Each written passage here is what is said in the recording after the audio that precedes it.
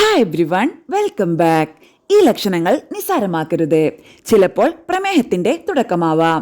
ഇന്ന് ജീവിതശൈലി രോഗമില്ലാത്തവർ ചുരുക്കം ആളുകളെ കാണൂ. എന്നിട്ടും പല ആളുകളും എനിക്കൊരു കുഴപ്പവുമില്ല എന്ന രീതിയിലാണ് ജീവിക്കുന്നത്, യാതൊരു നിയന്ത്രണവുമില്ലാതെ. ലോകത്തെ ഏകദേശം 44% ആളുകൾ തങ്ങൾക്ക് പ്രമേഹമുണ്ടെന്ന് തിരിച്ചറിഞ്ഞിട്ടില്ല.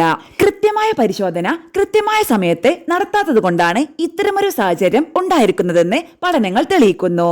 അതേസമയം പ്രമേഹം യഥാസമയം തിരിച്ചറിയാതിരിക്കുന്നതും ചികിത്സിക്കാതിരിക്കുന്നതും ഹൃദയം, വൃക്കകൾ, കണ്ണ് എന്നിവയുടെ ആരോഗ്യ പ്രശ്നങ്ങൾക്ക് കാരണമായേക്കാം. പ്രമേഹം എന്തുകൊണ്ടും നേരത്തെ തിരിച്ചറിയുന്നത് ഏറ്റവും നല്ല കാര്യമാണ്. എപ്പോഴും വെള്ളം കുടിക്കാൻ തോന്നുക, ഇടയ്ക്കിടയ്ക്ക് മൂത്രമൊഴിക്കാൻ തോന്നുക, കാഴ്ച മങ്ങിയ പോലെ അനുഭവപ്പെടുക, ഈ ലക്ഷണങ്ങൾ ഉണ്ടെങ്കിൽ അധികം വൈകിക്കരുത്. ഇതെല്ലാം പ്രമേഹത്തിന്റെ ലക്ഷണങ്ങളാണ്. ലോകത്തെ 15 വയസ്സിന് മുകളിൽ പ്രായമുള്ള 44% ആളുകൾക്ക് തങ്ങൾക്ക് പ്രമേഹമുണ്ടെന്ന് അറിയില്ലെന്നാണ് അടുത്തിടെ നടന്ന ഒരു പഠനം തെളിയിക്കുന്നത്. അതായത് 2 പേരിലൊരാൾ പ്രമേഹത്തിന് ചികിത്സ നടത്തുന്നില്ലെന്ന് ചുരുക്കം. ഇതിൽ തന്നെ യുവജനങ്ങളാണ് പ്രമേഹം പരിശോധിച്ച് കണ്ടെത്തുന്നതിൽ പിന്നിലേക്ക് നിൽക്കുന്നത്.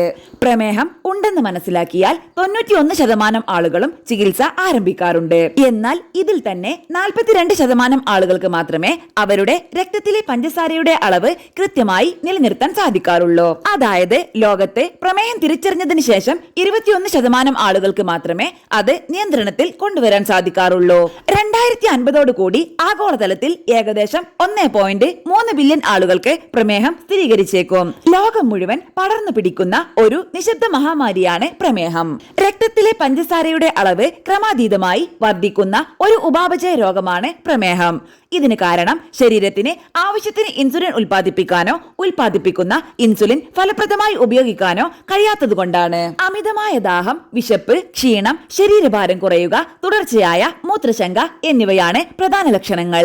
പ്രമേഹം കൃത്യമായ സമയത്ത് ചികിത്സിച്ചില്ലെങ്കിൽ ഹൃദയ സംബന്ധമായ അസുഖങ്ങൾ, സ്ട്രോക്ക്, വൃക്കയുടെ തകരാർ, കാഴ്ചക്ക് മങ്ങൽ, നാഡികൾക്ക് തകരാർ, അകാല മരണം എന്നിവയ്ക്ക് കാരണമായേക്കാം. ഇത് നിയന്ത്രിക്കുന്നതിനുള്ള ഏറ്റവും പ്രധാനപ്പെട്ട മാർഗം ഭക്ഷണ രീതിയാണ്. കൃത്യമായ ചികിത്സയ്ക്കൊപ്പം ആഹാര ക്രമീകരണം കൂടി നടത്തിയാൽ മാത്രമേ പ്രമേഹം നിയന്ത്രിക്കാൻ കഴിയൂ.